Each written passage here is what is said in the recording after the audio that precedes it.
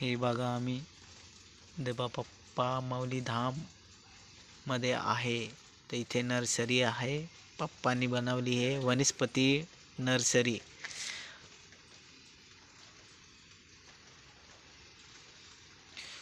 हे झाडे बघा वनस्पती दुबईवरून मागवले हे झाडे बघा. हे सर्व वनस्पती आहे. हे बघा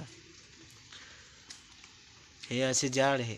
कम से कम हे यांची किंमत आहे एक झाडाची किती आहे?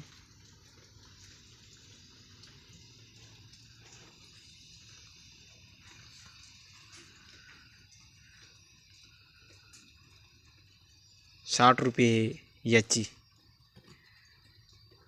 किती आहे? याच्या